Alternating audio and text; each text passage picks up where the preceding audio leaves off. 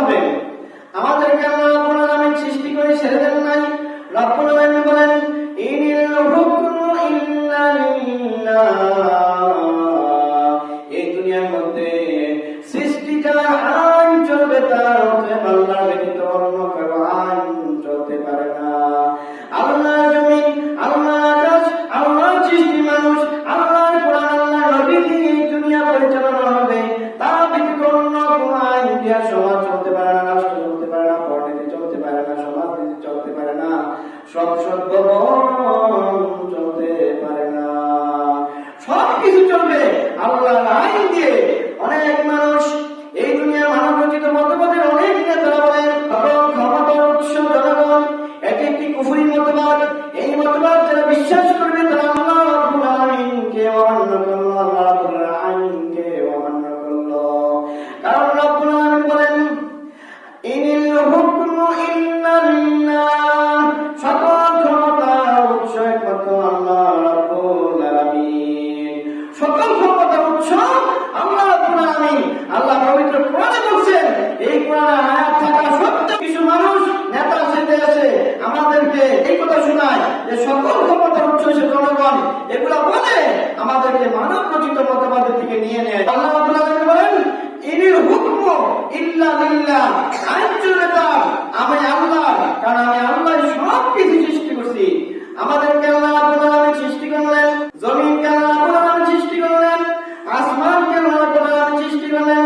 রব্বুল আলামিন বলেন লাহু মুলকুস সামাওয়াতি ওয়াল আরদি ওয়াল্লাহু আলা কুল্লি শাইইন কাদির। আল্লাহ রাব্বুল আলামিন আসমান আমার, জমিন আমার, সব কিছুর ক্ষমতা আমি আল্লাহ রাব্বুল আলামিনের নিকটে। অতএব আল্লাহ জমিনে আল্লাহ নাজ নিয়ামতকে আল্লাহ বান্দা হয়ে আল্লাহকে রব হিসেবে মেনে আমরা আর কারো মতবাদ আমরা গ্রহণ করতে পারি না। মানব রচিত মতবাদের লোকেরা বলে যে সকল ক্ষমতার উৎস জনগণ। ওই যেই নেতা বলে, ওই নেতা যদি পাতলা পায়খানা হয়, জ্বর হয়, অসুস্থ হয়, তারপরে তাকে দুইজনে ধরে ওঠান লাগে, বসান লাগে, হসপিটালে নেওয়ান লাগে, আর সে সকল ক্ষমতার উৎস নাকি জনগণ। মহান আল্লাহ রাব্বুল আলামিন গত কয়েক বছর আগে করোনা দিয়ে সারা পৃথিবীর মধ্যে কি একটা গজব আমাদের মধ্যে দিয়েছিল, কিন্তু মানব রচিত যারা মতবাদের নেতা তারা কোনদিন এই গজব থেকে মানুষদেরকে রক্ষা করতে পারে নাই। কারণ আল্লাহ রাব্বুল আলামিন এমন ক্ষমতাধর, আল্লাহ যদি কাউকে শাস্তি দেন তাহলে পৃথিবীর কেউ সেই শাস্তি থেকে বাঁচার অধিকার নাই। যদি বৃষ্টি আসে, পৃথিবীর কোন মানুষের ক্ষমতা নয় ওই বৃষ্টিকে বন্ধ করে রাখার। আল্লাহ রাব্বুল আলামিনের সূর্য আলো যদি আমাদেরকে দান করে, পৃথিবীর কোন মানুষের শক্তি নয় ওই সূর্য আলো যারা পৃথিবীতে আসতে না পারে এটা আটকে রাখার। আবার আল্লাহ রাব্বুল আলামিন যদি বন্যা দিয়ে আমাদেরকে তলিয়ে দেয়, পৃথিবীর কোন মানুষের ক্ষমতা নাই বন্যা থেকে আমাদেরকে বাঁচার। যদি আল্লাহ রাব্বুল আলামিন আমাদেরকে না বাঁচান। কিছুদিন আগে বড় এক ভূমিকম্প হলো, ওই ভূমিকম্প হওয়ার পরে বাংলাদেশের বিভিন্ন এলাকার মাটি থেকে আরম্ভ করে অনেক ক্ষয়ক্ষতি হলো, দালানগুলো নরম হয়ে গেল পৃথিবীর বিভিন্ন দেশে। এইভাবে ভূমিকম্প দিয়ে আল্লাহ রাব্বুল আলামিন তার ক্ষমতা দেখান যে দেখো আমি আল্লাহ রাব্বুল আলামিনের কত ক্ষমতা। তোমরা হাজার হাজার লক্ষ লক্ষ কোটি কোটি মানুষ যদি চেষ্টা করো, একটি পাহাড়কে এক চুল পরিমাণ নাড়াতে পারবা না, জমিনকে নাড়াতে পারবা না। কিন্তু আমি আল্লাহ রাব্বুল আলামিনের এমন ক্ষমতা, আমার আল্লাহ রাব্বুল আলামিনের একটা হুকুমে সারা পৃথিবী নড়বড় হয়ে যেতে পারে। আল্লাহ রাব্বুল আলামিন হলেন সকল ক্ষমতার উৎস। অতএব নেতাদের কথা শুনে আমরা যেন মানব রচিত মতবাদ সাপোর্ট না করি। আল্লাহ রাব্বুল আলামিন বলেন এই পৃথিবীতে আমি মানুষ সৃষ্টি করছি, কিন্তু মানুষ আমার কথা মতো চলে না, আমার রাসূলের বিধান মতো চলে না, রাসূলের আদর্শ মতো চলে না। এই জন্য তারা অনেক বিপদ আপদের মধ্যে পড়ে। আমি আল্লাহ রাব্বুল আলামিন তাদেরকে অনেক বিপদ থেকে উদ্ধার করি। আমরা যদি আল্লাহর হুকুম মতো চলতাম, রাসূলের আদর্শ মতো চলতাম, তাহলে আমাদের উপরে এত বিপদ আসতো না। মহান আল্লাহ রাব্বুল আলামিন বলেন ইন্নাল্লাহা লা ইউগাইয়িরু মা বিকাউমিন হাত্তা ইউগাইয়িরু মা বিআনফুসিহিম। রাব্বুল আলামিন বলেন কোন জনগোষ্ঠী যদি নিজেরা তাদের ভাগ্য পরিবর্তন করতে চেষ্টা না করে,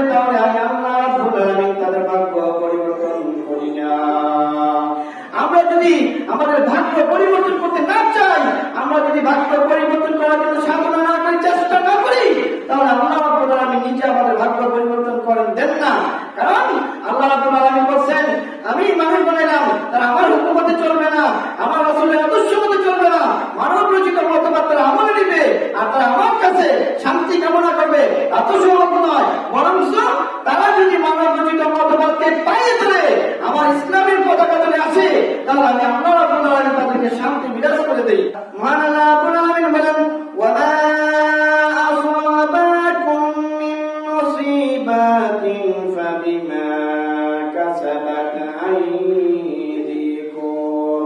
রব্বুল আলামিন বলেন, এই মানুষের মধ্যে যত গজব আছে, যত বিপদ আছে, সব তাদের হাতের কামাই। আমরা আল্লাহর বান্দা হয়ে আল্লাহর হুকুম মতে চলবো না, রাসূলের আদর্শ মতে চলবো না, এই জন্য আমাদের উপরে বিপদ আপদ আছে। আমরা যদি আল্লাহ রাব্বুল আলামিনকে একনিষ্ঠভাবে বিশ্বাস করে তার ইবাদতে আমাদের জীবনকে পরিচালনা করতাম, তাহলে আল্লাহ রাব্বুল আলামিন আমাদেরকে দুনিয়ার ও পরকালের নিয়ামত দিয়ে ভরপুর করে দিতেন। বেল গাছ লাগিয়ে যদি তালের আশা করেন তাহলে এটা বোকামি হবে। তেঁতুল গাছ লাগিয়ে যদি আমের আশা করেন এটা বোকামি হবে।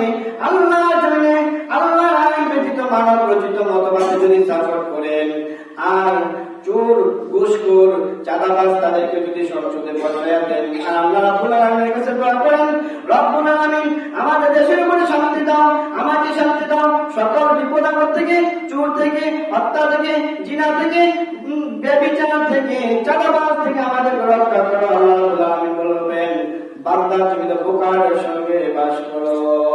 তোমার একটা সময় আসছিল রায় দেওয়ার, ভোট দেওয়ার, সমর্থন করার, ওই সময় তুমি আমার প্রিয় বান্দাদেরকে সংসদে না পাঠাইয়া, চোরকে পাঠাইয়া, ঋণ খেলাপিকে পাঠাইয়া, চাঁদাবাজকে পাঠাইয়া, দুর্নীতিবাজকে পাঠাইয়া, যারা সকল প্রীতি করে তাদেরকে পাঠাইয়া, আর আমার কাছে হাত ধরে দোয়া করো, আল্লাহ আমাকে শান্তি দাও।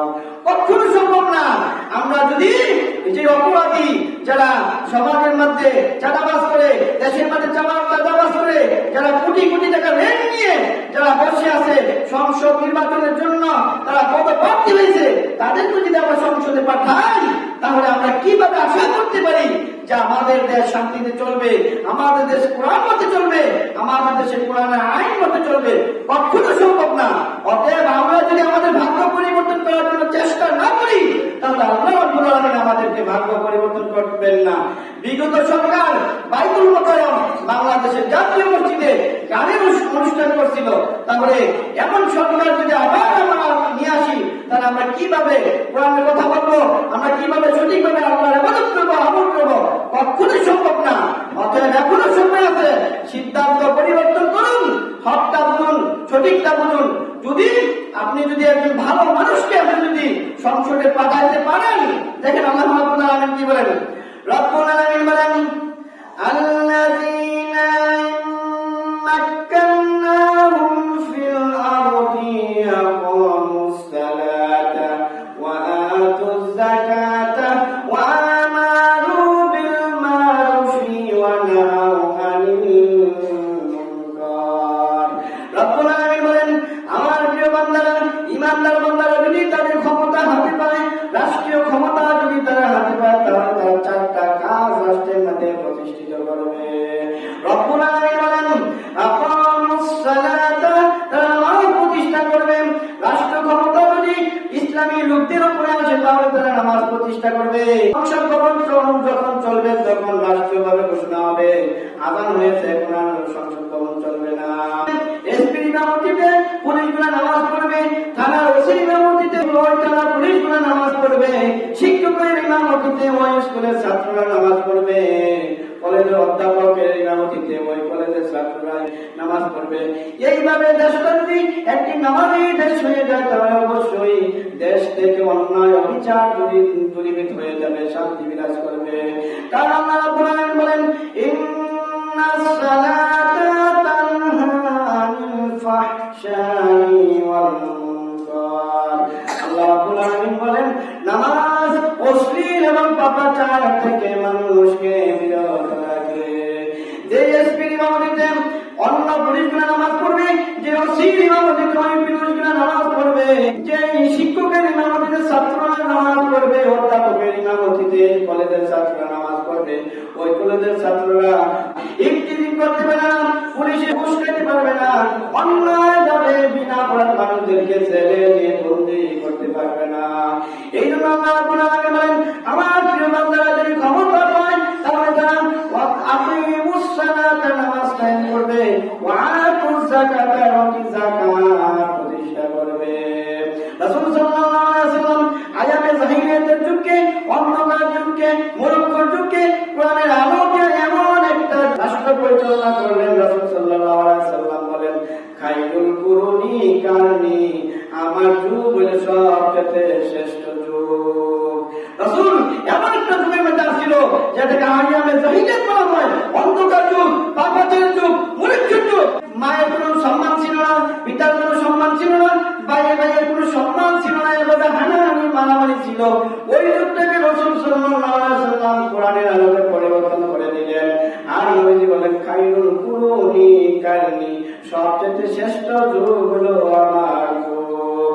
রাসূল সাল্লাল্লাহু আলাইহি ওয়াসাল্লামের ইন্তেকালের পরে আবু বকরের যুগ যখন আসলো, আবু বকর যখন যাকাত কায়েম করে দিল, রাষ্ট্রীয়ভাবে যখন যাকাত উঠানো আরম্ভ করলো, এক ব্যক্তি যাকাতের টাকা নিয়ে করতেছে কাকে যাকাত দিবে, আর বুঝতেছে যাকাতের টাকা কার লাগবে, যাকাতের টাকা কার লাগবে। এইভাবে একদিন দুই দিন নয়, 3 দিন পর্যন্ত যাকাতের টাকা নিয়ে ওই ব্যক্তি ঘোরাঘুরি করলো, কিন্তু যাকাতের টাকা দেওয়ার মতো কোনো ব্যক্তিকে পাইল না। সামনে গিয়ে দেখে একজন লোক উষ্ণ উষ্ণ চুল নিয়ে রাস্তার পাশে বসে আছে। ওই ব্যক্তি বলে আল্লাহ রাব্বুল আলামিন আমার বিপদ দূর করছে, তোমাকে আমার সামনে এনে দিয়েছে, নাও এই টাকাগুলো তুমি নিয়ে নাও। আমি 3 দিন পর্যন্ত করতেছি, যাকাতের টাকা দেওয়ার মতো আমি কোনো লোক পাইতেছি না। ওই লোক আশ্চর্য হয়ে এই ব্যক্তি দিকে তাকিয়ে বললো, ও আল্লাহ বান্দা, তুমি আসছো, আমি বলি নিঃস্ব, আমি বলি গরিব, আমি বলি অসহায়, আমি বলি যাকাত খাওয়ার লোক, তুমি বলতেছো 3 দিন পর্যন্ত যাকাতের টাকা নিয়ে করতেছো, আর আমি প্রায় 7 দিন যাবত যাকাতের টাকা নিয়ে করতেছি, যাকাতের টাকা আমি কাউকে দেওয়ার মতন পাই না। কোরআন দিয়ে দেশ পরিচালনা করলে দেশের মধ্যে এইভাবে শান্তি বিরাজ করবে, ধনী গরিবের বৈষম্য থাকবে না।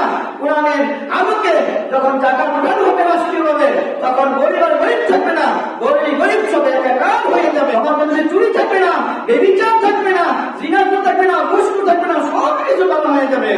রব্বুল আলামিন কোরআনে বললেন, ওয়াস-সারিকু ওয়াস-সারিকাতু ফাক্তাউ আইদিয়াহুমা। রব্বুল আলামিন বলেন, চোর যদি পুরুষ হয় অথবা চোর যদি নারী হয়, আর যদি প্রমাণিত হয় যে চুরি করছে, তার হাত কেটে দাও। এটা কোরআনের আইন।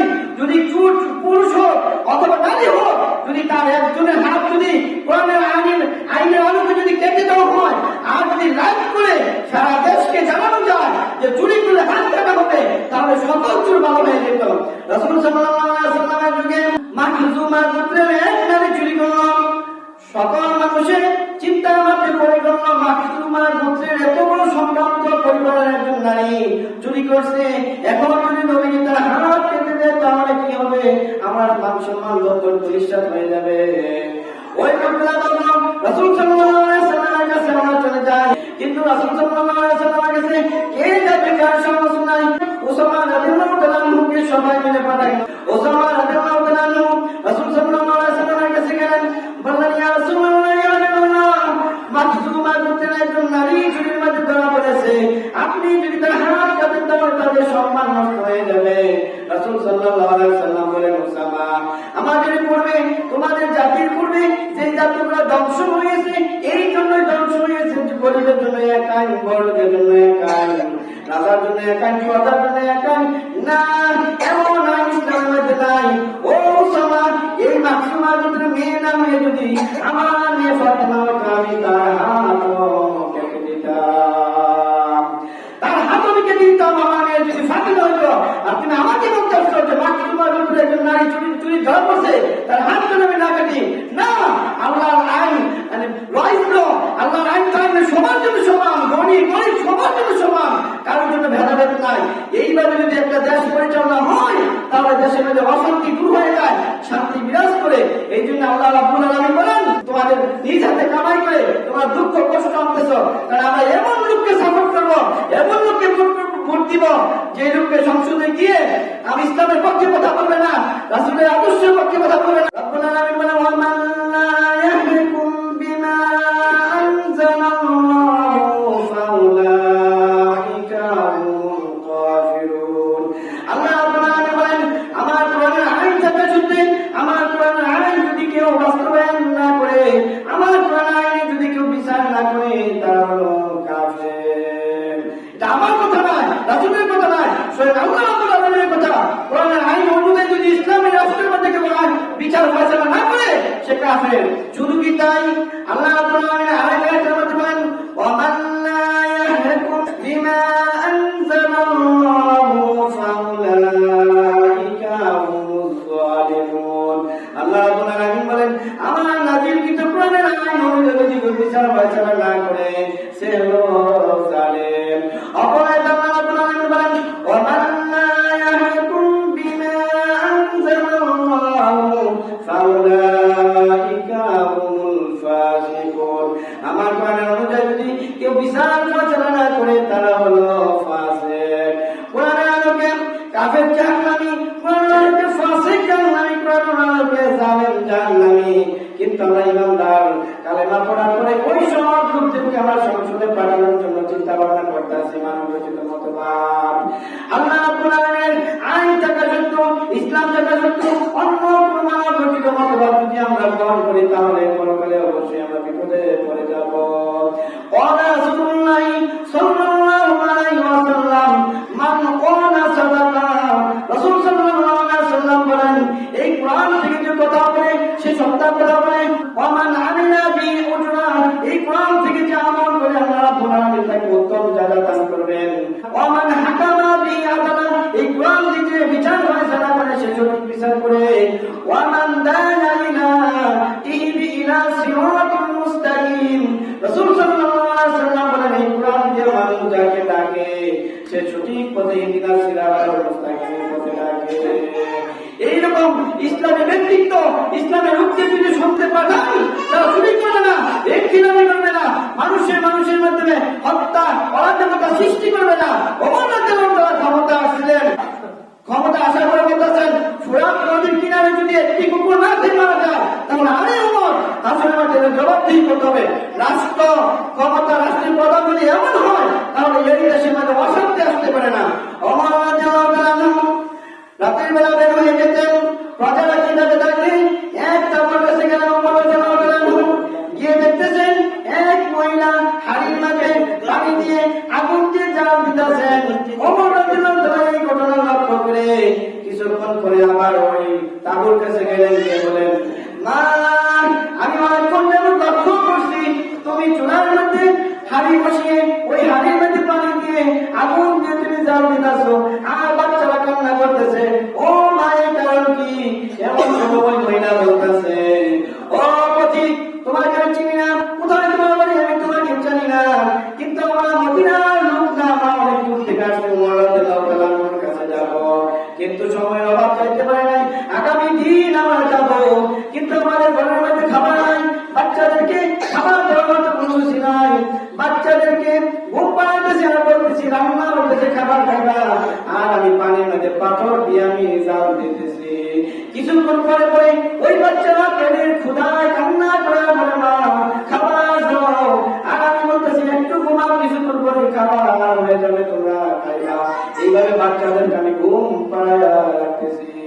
ওমর রাদিয়াল্লাহু তাআলা এই ঘটনা দেখে একটু উঠে চলে গেলেন বাড়ি থেকে। ও আসলাম একটি বস্তা নাও, বস্তার ভিতরে আটা তৈরি করে ঢোকাও আর আমার কাঁধে উঠাইয়া দাও। আসলাম রাদিয়াল্লাহু তাআলা বলতেছেন আমিরুল মুমিনিন বস্তা মাথায় নেওয়ার জন্য আমি খাদের পাশে আমার মাথায় উঠাইয়া দেন। ওমর রাদিয়াল্লাহু তাআলা বলেন আসলাম যে দৃশ্য আমি দেখে আসলাম, এই দৃশ্যের জন্য, এই ঘটনার জন্য আসলের মাঠে আল্লাহ রাব্বুল আলামিন আমাকে প্রশ্ন করবেন। অতএব আমার প্রশ্নের জবাব আমি দেওয়ার জন্য আমার কাছের মধ্যে তুমি এই বস্তা উঠাইয়া দাও। ওমর রাদিয়াল্লাহু তাআলা এই বস্তা নিয়ে দৌড়াইয়া ওই মহিলার কাছে গেলেন, তারপর ভিতরে গেলেন আর বললেন মা এই বস্তার ভিতরে আটা আছে, তরকারি আছে, রান্না করে তোমার বাচ্চাদেরকে খাওয়াও, আর আগামী দিন তুমি ওমর রাদিয়াল্লাহু তাআলা আনহুর দরবারে যাও, ওইখানে আমিও উপস্থিত থাকবো। পরের দিন সকালবেলা ওই মহিলা ওমর রাদিয়াল্লাহু তাআলা আনহুর দরবারে গেলেন। যাওয়ার পরে ওমর রাদিয়াল্লাহু তাআলা আনহুকে দেখে মনে মনে ভাবতেছেন রাতের বেলা যে লোক আমার তাবুর ভিতরে গেছিল আমার মনে হয় তিনিও এই গেছিল। ওই মহিলা যখন সামনে গেল ওমর রাদিয়াল্লাহু তাআলা চেহারা থেকে সামনে এসে বলেন মা আমাকে ক্ষমা করে দিও, কত রাতে কষ্ট তোমার দেখছি, মা গো আসলে মানে তুমি আমাকে দায়ী করিও না। এইরকম লোকরা যদি আমার সংসদে পাঠাতে পারি তাহলে আমাদের দেশের মধ্যে শান্তি বিরাজ করবে।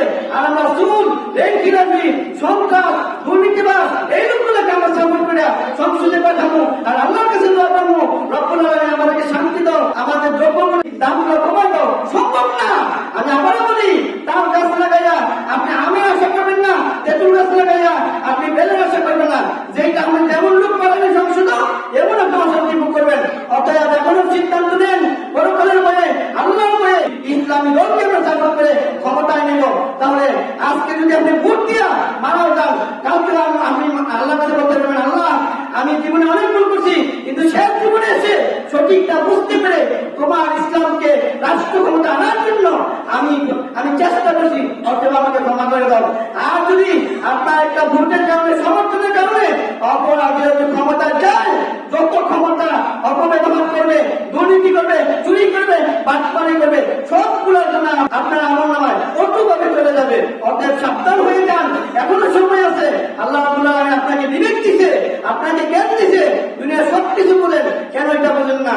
একজন মানুষ এসে বললো, তারপরে আপনি ভোট দিয়ে দিলেন। একজন আপনজন আসলো, বন্ধু আসলো, বললেন, তার কথা হবে না। সবচেয়ে বড় বন্ধু হচ্ছে আল্লাহ।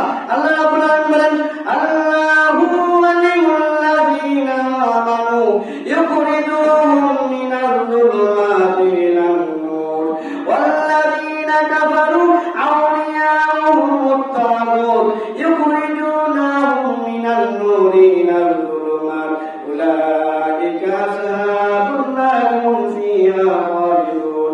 রাব্বুল আলামিন বলেন, ঈমানদাররা, মুমিনেরা আমার বন্ধু, তারা যদি অন্ধকারের মধ্যে থাকে আমি আল্লাহ রাব্বুল আলামিন তাদেরকে আলোর দিকে নিয়ে আসি। আর অপরাধীদের বন্ধু হলো তাগুত, ওই তাগুতের বন্ধু যারা, তারা আলো থেকে মানুষদেরকে অন্ধকারের মধ্যে নিয়ে আসে। উলাইকা আসহাবুন নার হুম ফিহা খালিদুন। জাহান্নামে চিরদিনের জন্য আমি তাদেরকে জাহান্নামে দেব। অতএব আমরা ইসলামী রাষ্ট্র কায়েম করার জন্য আমরা অবশ্যই সর্বাত্মকভাবে আমরা চেষ্টা করবো। কারো চক্ষু রাজধানীকে আমরা ভয় করবো না, কারো ধমকিকে আমরা ভয় করবো না। কারণ একমাত্র ভয় করতে পারবো আল্লাহ রাব্বুল আলামিনকে। ঈমানদার আল্লাহ ব্যতীত আর কাউকে ভয় করতে পারে না। মহান আল্লাহ রাব্বুল আলামিন আমাদেরকে ইসলামী রাষ্ট্র কায়েম করার জন্য চেষ্টা করার, সমর্থন করার তৌফিক দান করুন। আল্লাহুম্মা আমিন।